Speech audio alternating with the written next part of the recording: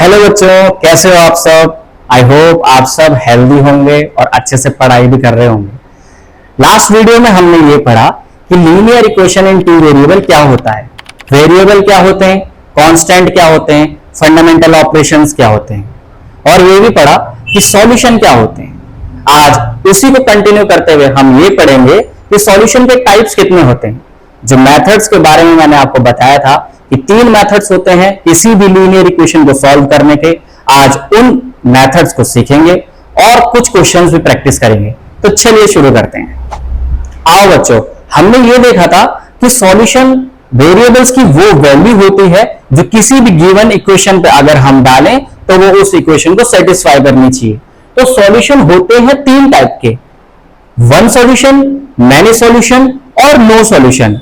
किसी एक इक्वेशन के या तो सॉल्यूशन हो सकते हैं या तो नहीं हो सकते हैं, और अगर सॉल्यूशन होते हैं तो वो 2 प्रकार के हो सकते हैं, या तो उसका एक ही सॉल्यूशन होगा और या तो उसके बहुत सारे सॉल्यूशन होंगे। जिसका सिर्फ एक सॉल्यूशन होगा उसको हम यूनिक सॉल्यूशन भी बोलेंगे। क्या बोलेंगे? यूनिक सॉल्यूशन भी बोलेंगे।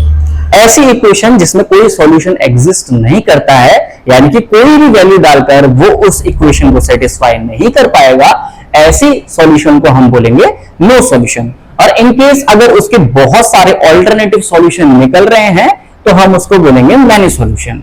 अब इनको पहचानना कैसे है? तो कल मैंने आपको एक जनरल फॉर्म बताई थी, मैंने आपको, जो कि थी ax plus by plus c is equal to 0।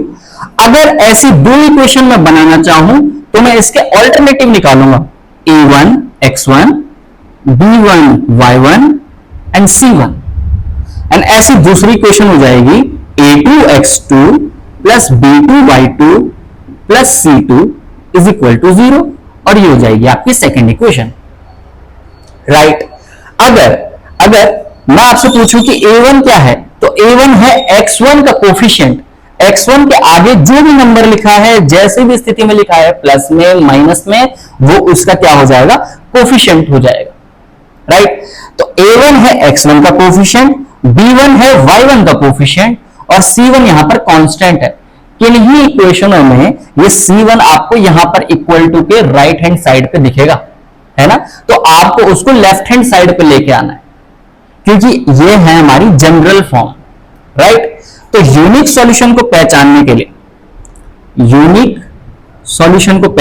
के लिए हम क्या करेंगे, यहां पर a1 और अपॉन a1 और a2 का रेशियो ले लेंगे, और ऐसी b1 और b2 का रेशियो ले लेंगे।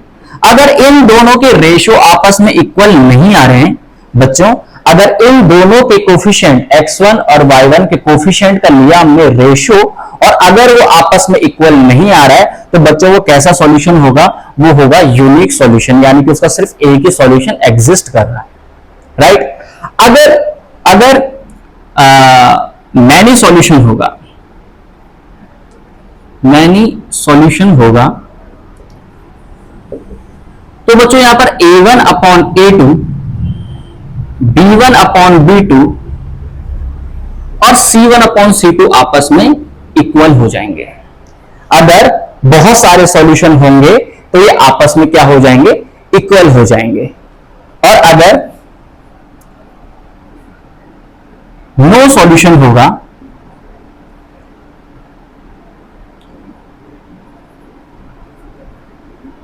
तो a1 upon a2 b1 upon b2 पे इक्वल तो होगा, लेकिन c1 अपॉन c2 पे इक्वल नहीं हो पाएगा। तो बच्चों ये सारे पहचानने के तरीके थे कि किसी इक्वेशन में सॉल्यूशन एग्जिस्ट करते हैं। अगर एग्जिस्ट करते हैं, अगर सॉल्यूशन एग्जिस्ट करता है तो उसको हम बोलेंगे कंसिस्टेंट। कंसिस्ट का मतलब होता है उसमें होना, और क्या होना? सॉल्यूशन का होना। ये बताता है कि वो कैसी इक्वेशन है, कंसिस्टेंट इक्वेशन है, यानी कि उसमें सॉल्यूशन एग्जिस्ट करता है। बट अगर उसमें सॉल्यूशन एग्जिस्ट नहीं करता है, नो सॉल्यूशन, देन हम उसको बोलेंगे इनकंसिस्टेंट। क्या बोलेंगे? Inconsistent equation, right. और अगर कोई इक्वेशन कंसिस्टेंट है तो उसके सिर्फ दो ही बात है कि या तो वो यूनिक सॉल्यूशन है या तो वो मैनी सॉल्यूशन है, क्योंकि उसमें सॉल्यूशन एग्जिस्ट कर रहा है। लेकिन अगर उसमें कोई भी सॉल्यूशन एग्जिस्ट नहीं कर रहा है तो हम क्या बोलेंगे, वो कैसी इक्वेशन है, इनकंसिस्टेंट इक्वेशन है। तो आइए कुछ एग्जांपल्स के थ्रू समझेंगे कि क्या इक्वेशन यूनिक सॉल्यूशन प्रोवाइड कर रही है, मैनी सॉल्यूशन कर रही है या नो सॉल्यूशन कर रही है। तो बच्चों हमने यहां पर कुछ एग्जांपल लिए हैं, ये हमारे पास 4 एग्जांपल है। हम ये एग्जामिन करते हैं कि इन चारों में हम कैसे फाइंड आउट करेंगे कि ये यूनिक सॉल्यूशन है या फिर मैनी सॉल्यूशन है या फिर इनफाइनाइट सॉल्यूशन है। तो देखेंगे यहां पर कांस्टेंट क्या है, हमारे राइट हैंड साइड पर जा रखा है ना। तो सबसे पहले हम इसको लेफ्ट हैंड साइड पे लेके आएंगे, तो ये हो जाएगा हमारे पास 3x plus 3y minus 9 is equal to 0, और ये हो जाएगा 6x plus 2y minus 10 is equal to 0। बच्चों हमने इनके कांस्टेंट जो कि राइट हैंड साइड पे थे वो हम लेफ्ट हैंड साइड पे लेके आ गए, ठीक है। और अब हम क्या करेंगे, कंपेयर करेंगे, जनरल फॉर्म जो हमने पढ़ी है वहां से कंपेयर करेंगे। तो ये जो x है इसके आगे वाला जो भी नंबर लिखा है उसको क्या बोलते हैं, कोफिशिएंट। तो यहां पर दो अलग अलग इक्वेशन है ना, दो अलग अलग इक्वेशन है। तो ये हमारे पास क्या हो जाएगा, a1 है ना। तो हम रेशियोज निकालेंगे, एक तो 3/6 a1 upon a2 and then b1 upon b2 है ना। क्या देखेंगे, 3 और 6 सिंपल फॉर्म में कट जाएंगे, यहां पर 3 1 जा 3 3 2 जा 6 है ना। और यहां पर 1/2 3/2 के इक्वल नहीं आ रहा है। बच्चों जब a1 upon a2 b1 upon b2 के इक्वल ना आए, ऐसे कंडीशन में हम बोलते हैं कि ये इक्वेशन कैसी है, वन सॉल्यूशन, यानी कि यूनिक सॉल्यूशन, और यानी कि हम इसको कह सकते हैं कंसिस्टेंट। और बच्चों जो यूनिक सॉल्यूशन होती है उन लाइन को हम बोलते हैं इंटरसेक्टिंग लाइन, इंटरसेक्टिंग लाइन, ठीक है बच्चों। ऐसी दो लाइनें हैं, ये लाइन की इक्वेशन है, ऐसी दो लाइन है ये जो ये आपस में क्या कर रही होंगी, ऐसे कट रही होंगी, किसी एक पॉइंट पर कट रही होंगी, और वो एक पॉइंट का कोऑर्डिनेट हमें मिल जाएगा इसको सॉल्व करने के बाद, ठीक है। और क्योंकि ये एक ही पॉइंट पर कट रही है इसलिए इसका एक ही सॉल्यूशन है, यूनिक सॉल्यूशन है, इसका सॉल्यूशन है, इसलिए इसको कंसिस्टेंट कहते हैं, राइट। अगले वाले पे चलते हैं, इसको भी हमें बच्चों ऐसी फॉर्म में लिखना पड़ेगा। 2x plus 2y minus 7 is equal to 0, 4x plus 4y minus 14 is equal to 0। Same procedure को हम अप्लाई करेंगे। सबसे पहले हम देखेंगे क्या a1 upon a2 b1 upon b2 के इक्वल है। 2/4 एंड 2/4 ये तो आपस में इक्वल है, 2 1 जा 2 2 2 जा 4, 2 1 जा 2 2 2 जा 4, 1/2 के बराबर है। अब देखते हैं क्या C1 अपॉन C2 इक्वल है। तो C1 है -7 अपॉन -14, माइनस से माइनस कैंसिल हो जाएगा, 7 2 टाइम्स 14। तो यहां पर देखो क्या हो गया, 1/2 1/2 1/2 तीनों के तीनों आपस में क्या आ गए, इक्वल आ गए। ऐसी कंडीशन में हम क्या बोलेंगे, ये कैसा सॉल्यूशन प्रोवाइड करवा रहा है, मैनी सॉल्यूशन है ना, और बोल सकते हैं इनफाइनाइट सॉल्यूशन। और बच्चों ऐसी कौन सी लाइन है जो दूसरी लाइन को बहुत सारे पॉइंट पर काट रही हो, तो हम कह सकते हैं कि ये कैसी लाइन रही होगी, ये एक ऐसी लाइन होगी जो एक लाइन के ऊपर दूसरी लाइन होगी। देखो ये लाइन के ऊपर दूसरी लाइन मैंने अगर कर दी तो ये इतने सारे पॉइंट पर इसको काट रही है ना, मीट कर रही है ना। तो ये इतने सारे पॉइंट को हम क्या बोलेंगे, मैनी सॉल्यूशन, इनफाइनाइट सॉल्यूशन, बहुत सारे पॉइंट पर ये क्या कर रही है, इसको मीट कर रही है ना। तो ये जो आपका बी वाला एग्जांपल है ये कैसा हो गया, मैनी सॉल्यूशन, इनफाइनाइट सॉल्यूशन, और हम इसको तब भी क्या कह सकते हैं, ये कैसी है, कंसिस्टेंट। कैसी है ये, कंसिस्टेंट इक्वेशन है, राइट। अगला एग्जांपल देखते हैं, यहां पर भी हम इसको पहले जनरेट करेंगे हमारे जनरल फॉर्म में, 9x plus 12y minus 13 is equal to 0, या आ जाएगा 18x plus 24y minus 13 is equal to 0। Compare करने पर हमको क्या मिलेगा, a1 upon a2, b1 upon b2 और c1 अपॉन c2। देखेंगे क्या ये इक्वल है, 9 2 टाइम्स 18, 12 2 टाइम्स 24 एंड 13 1 जा 13, है ना। तो यहां पर a1 अपॉन a2 तो इक्वल आ रहे हैं, लेकिन ये c1 upon c2 b1 upon b2 के इक्वल नहीं है। ऐसे केस में हम क्या बोलेंगे, ये क्या एग्जिस्ट कर रहा है, नो सॉल्यूशन, है ना। नो सॉल्यूशन यानी कि हम इसको क्या बोल सकते हैं, इनकंसिस्टेंट इक्वेशन। और ऐसी कौन सी लाइन है जो किसी दूसरी लाइन को कभी मीट नहीं करती, ऐसी कौन सी लाइन है जो दूसरी लाइन को कभी मीट नहीं करती, तो बच्चों उनको बोलते हैं हम पैरेलल लाइंस। क्या बोलते हैं, पैरेलल लाइंस, है ना। ये ऊपर वाली जो लाइन थी वो हमारी थी कोइंसाइड लाइन, है ना, कोइंसाइड लाइन, जो कि एक के ऊपर एक थी, है ना, एक के ऊपर एक थी। और यहां पर क्या है, ये कैसी लाइन है, पैरेलल लाइंस, ठीक है। बच्चों ये क्वेश्चन आपके लिए होमवर्क है, आप मुझे बताएं कि ये कैसी लाइन है। कमेंट बॉक्स में जरूर लिख के जाना कि ये कैसी लाइन है, क्या ये कंसिस्टेंट है, क्या ये इनकंसिस्टेंट है, क्या ये यूनिक सॉल्यूशन है, क्या ये मैनी सॉल्यूशन है, या फिर ये नो सॉल्यूशन है। आइए नेक्स्ट टॉपिक रहेगा हमारा methods to solve a linear equation. तो बच्चों आगे बढ़ते हैं, हमारे पास मेथड्स कितने सारे हैं, हमारे पास 3 मेथड हैं किसी भी लीनियर इक्वेशन को सॉल्व करने का। पहला है सब्स्टिट्यूशन मेथड, दूसरा है हमारे पास एलिमिनेशन मेथड, और तीसरा है हमारे पास क्रॉस मल्टीप्लिकेशन मेथड। तो देखो पहला आपको नाम से ही सजेस्ट हो रहा होगा कि इसमें क्या करेंगे हम, सब्स्टिट्यूशन। बच्चों आप फुटबॉल खेलते हो, क्रिकेट खेलते हो, है ना, तो उसमें ऐसे प्लेयर भी रहते हैं जो बैठे रहते हैं, बेंचेस पे बैठे रहते हैं, तो क्या वो ग्राउंड में कभी नहीं आते।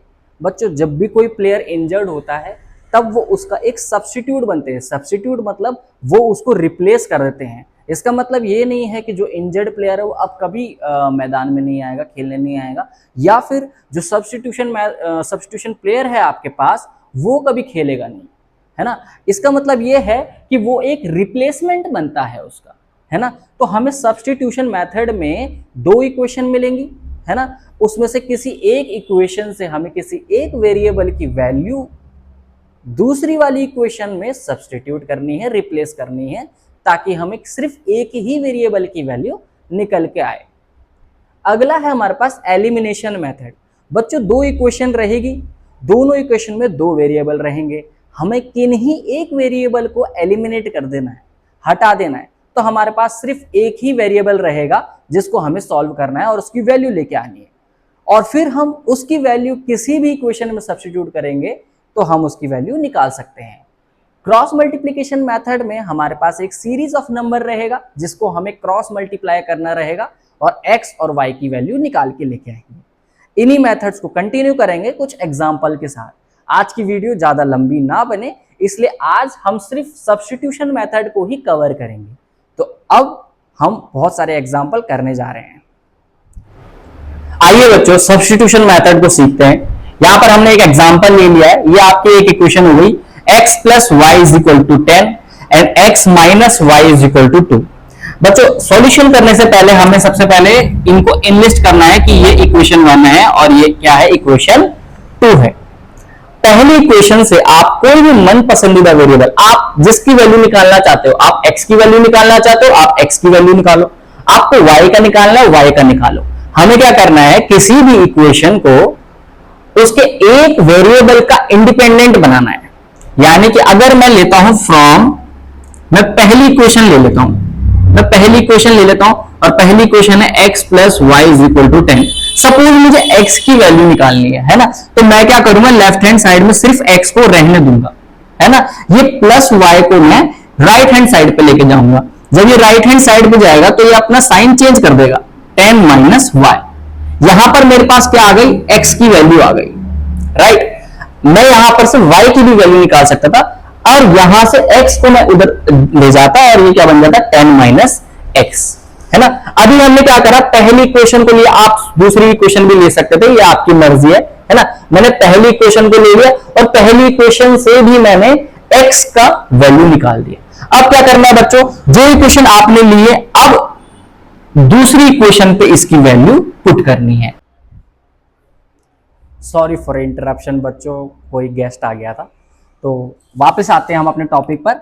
x is equal to 10 minus y है, तो x की वैल्यू हम कहां रखेंगे, सेकेंड इक्वेशन पर रखेंगे। Put value of x in second equation, है ना। सेकेंड इक्वेशन है क्या, सेकेंड इक्वेशन है x minus y is equal to 2, है ना। अब क्या करेंगे, यहां पर x की वैल्यू रखेंगे, x की वैल्यू है 10 माइनस वाई, है ना। मैंने x की जगह सिर्फ जो वैल्यू थी वो सब्स्टिट्यूट करी। देखो यहां पर और किसी चीज को नहीं छेड़ना है, आपने x की वैल्यू रखनी है 10 माइनस वाई, यहां से हमने निकाली, हमने यहां पर पुट कर दी, राइट। अब बाकी सारी चीजें हम सेम रखेंगे, minus y is equal to 2। अब ये देखो माइनस माइनस तो प्लस होता है ना, तो y प्लस वाई क्या हो जाएगा, 2y हो जाएगा, साइन आएगा माइनस का, और ये प्लस 10 है। अब इसको राइट हैंड साइड पे लेके जाना पड़ेगा, तो राइट हैंड साइड पे है 2 और 10 प्लस का उधर जाके क्या हो जाएगा, ये माइनस का हो जाएगा। 2 में से 10 जाएगा तो कितना आएगा, -8 आएगा, है ना। अब यहां से माइनस कैंसिल करेंगे और 2 से 8 को कैंसिल करेंगे तो बचेगा 4, इसलिए यहां पर y की वैल्यू आ गई 4। बच्चों जैसे हमें किसी एक वेरिएबल की प्रॉपर वैल्यू आ गई, अब हम इसको x की वैल्यू पे सब्स्टिट्यूट करेंगे। अब x को तो हमने कोई इक्वेशन माना नहीं, तो मान लेते हैं हम, ये कौन सी इक्वेशन है, थर्ड इक्वेशन है ना। तो पुट करेंगे, put value of y in equation third equation में पुट कर देंगे, तो x इज इक्वल टू क्या है, 10 माइनस वाई, है ना। तो 10 माइनस वाई की वैल्यू है 4, और ये आ गई 10 माइनस 4 इज इक्वल टू 6, है ना। तो x की वैल्यू भी आ गई हमारे पास 6, राइट। हमने क्या करना है, हम वापस से कंक्लूड करते हैं इस चीज को। हमारे पास दो इक्वेशन है, आपने कोई भी इक्वेशन ले लेनी है, चाहे इक्वेशन 1 चाहे इक्वेशन 2। आपका मेन मकसद ये होना चाहिए उस इक्वेशन को लेने का कि मुझे इसमें से किसी भी एक वेरिएबल को इंडिपेंडेंट करना है, यानी कि लेफ्ट हैंड साइड में सिर्फ वो वेरिएबल छूटना चाहिए, है ना। मैंने पहली इक्वेशन ली x plus y is equal to 10, तो यहां पर क्या करा, मैंने x की वैल्यू निकाली, तो सिर्फ x को मैंने इंडिपेंडेंट रखा।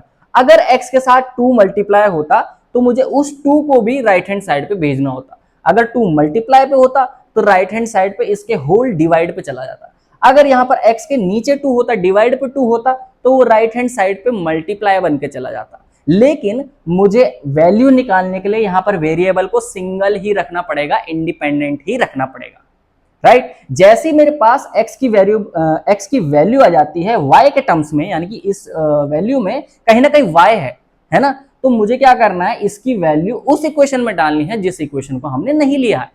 पहले में हमने फर्स्ट इक्वेशन लिए, यानी कि अब मैं वापस फर्स्ट में नहीं डालूंगा, अब मैं डालूंगा सेकंड इक्वेशन में। जैसे ही मैंने सेकंड इक्वेशन में डाला, वहां से मेरे पास सिंगल वेरिएबल बन गया y, और यहां पर बच गया कांस्टेंट। तो मेरे पास y की एक प्रॉपर फिक्स्ड वैल्यू निकल के आ गई। अब मुझे क्या करना है, जो x की वैल्यू मैंने y के टर्म्स में बनाई थी, मैं y की वैल्यू अगर वापस वहीं पुट कर देता हूं तो मेरे पास x निकल जाएगा। बच्चों अगर y की वैल्यू आप इन दोनों इक्वेशन में किसी में भी पुट कर देते तब भी आपको x की वैल्यू निकल जाएगी, लेकिन मेरे हिसाब से यहां पर ये सबसे ज्यादा इजीएस्ट ऑप्शन है आपके पास, तो आप इसमें ही वैल्यू पुट करके देखिएगा। हालांकि अगर आप y की वैल्यू इन दोनों इक्वेशन में रखते हो तब भी आपका answer x is equal to 6 ही निकल के आएगा। आप इसको प्रैक्टिस कीजिए। आइए दूसरा क्वेश्चन देखते हैं। यहां पर बच्चों x की प्रॉपर वैल्यू दे ही रखी है y के टर्म्स में, जो हम दूसरे स्टेप तीसरे स्टेप पे कर रहे थे वो उन्होंने पहली दे दिया, लेकिन फिर भी आपने इसको इक्वेशन 1 और इक्वेशन 2 लिस्ट करना है, राइट। उसके बाद हम क्या करेंगे, जब हमने पहली इक्वेशन को ले ही लिया है तो हम put value of x in equation 2, हम सेकेंड इक्वेशन पे उसको सब्स्टिट्यूट कर देंगे। सेकेंड इक्वेशन है क्या, सेकेंड इक्वेशन है x plus y is equal to 12। x की वैल्यू रखेंगे y plus 4 is plus y equal to 12, right. And y plus y तो हो जाएगा यहाँ पर 2y, है ना। प्लस 4 हमें राइट हैंड साइड में लेके जाना है, तो ये क्या हो जाएगा 12 माइनस 4। 12 माइनस 4 होता है बच्चों 8, है ना, और यहां पर y की वैल्यू आ जाएगी 4। जैसे ही बच्चों y की वैल्यू आई, आपको पता है मुझे कहां डालना है, मुझे ये डालना है फर्स्ट इक्वेशन में, है ना। जैसे मैं फर्स्ट इक्वेशन में डालता हूं तो ये आ जाएगा x is equal to y plus 4 and y की वैल्यू हमारे पास 4 प्लस 4 एंड देन x की वैल्यू आ जाएगी हमारे पास 8। आई होप आपको समझ में आ रहा होगा। अगर नहीं आ रहा है तो आने वाले 2 एग्जाम्पल पे समझते हैं।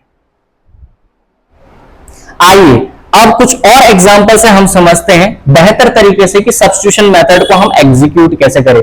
बच्चों देखो, अब ऐसे सिंपल इक्वेशन तो आपके पास नहीं आने वाले हैं जिसमें x और y इंडिपेंडेंटली किसी एक नंबर से मल्टीप्लाई हो, है ना। आपके पास थोड़े कॉम्प्लेक्स इक्वेशन आने वाली है, जैसे कि ये, है ना। इस x वेरिएबल पे 5 डिवाइड भी हो रखा है, y वेरिएबल पे 2 मल्टीप्लाई भी हो रखा है, 3 डिवाइड भी हो रखा है ना। तो हम क्या करेंगे, हम वही तरीका अपनाएंगे। सबसे पहले इसको लिस्ट करेंगे, ये पहले इक्वेशन है और ये कौन सी इक्वेशन है, सेकेंड इक्वेशन है ना। तो हम कोई भी अपने मन पसंदीदा इक्वेशन को लेंगे। मैं ले लेता हूं फ्रॉम इक्वेशन 1, है ना। मैं पहली इक्वेशन ले लेता हूं और पहली इक्वेशन क्या है हमारे पास, x upon 5 plus 2y upon 3 is equal to -1। बच्चों आप कोई भी वेरिएबल की वैल्यू निकाल सकते हो, आप x की निकालो चाहे y की निकालो। मैं यहां पर x की वैल्यू निकाल लेता हूं, है ना। तो x अपॉन 5 को मैं यहीं पर रहने देता हूं और ये प्लस 2y अपॉन 3 को राइट हैंड साइड लेके जाता हूं, तो यह जाएगा -1 माइनस 2y अपॉन 3। बच्चों पर यहां पर मैं देख पा रहा हूं कि x तो सिंगल है ही नहीं, यहां पर तो 5 डिवाइड हो रखा है, तो ये कहां चला जाएगा, क्रॉस मल्टीप्लाई में चला जाएगा।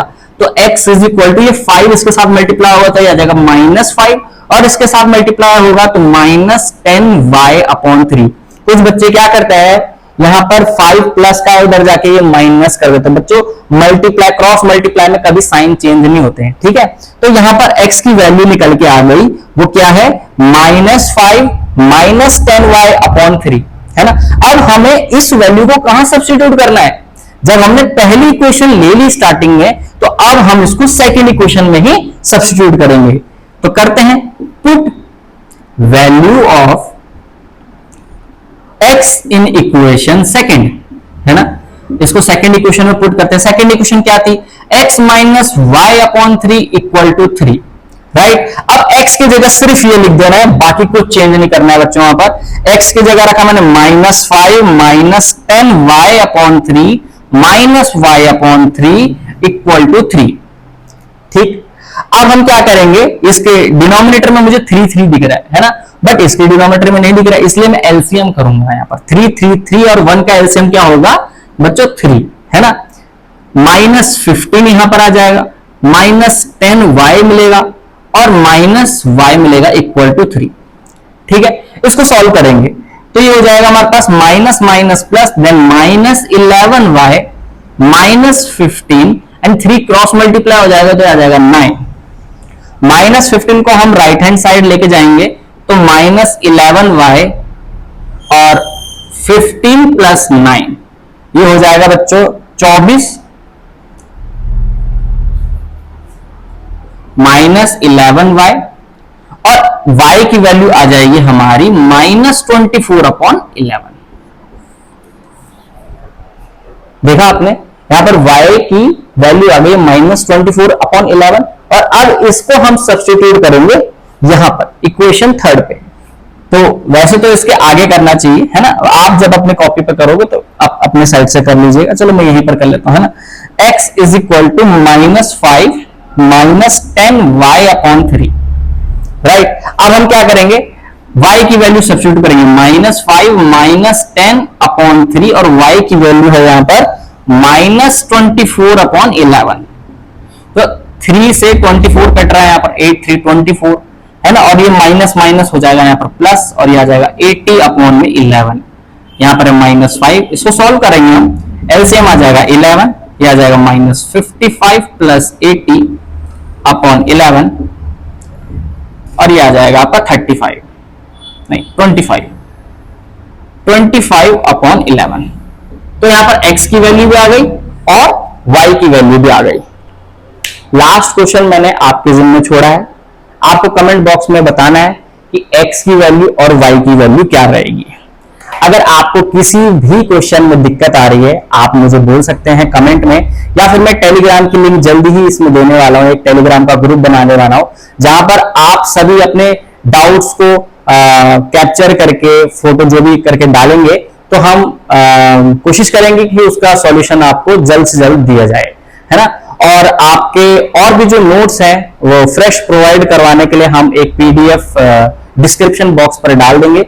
और तब तक के लिए हमारे साथ बने रहिएगा, लाइक करिएगा, शेयर करिएगा, सब्सक्राइब कीजिएगा। अगर मेरी ऑडियंस आप सभी बच्चे हैं तो मेरी जो मकसद है इस वीडियो को बनाने का वो यही है कि आप कहीं पर भी बैठकर ये रिकॉर्डेड वीडियो आराम से देखें, आप अपने कॉपी में नोट्स वगैरह अच्छे से बनाएं, है ना।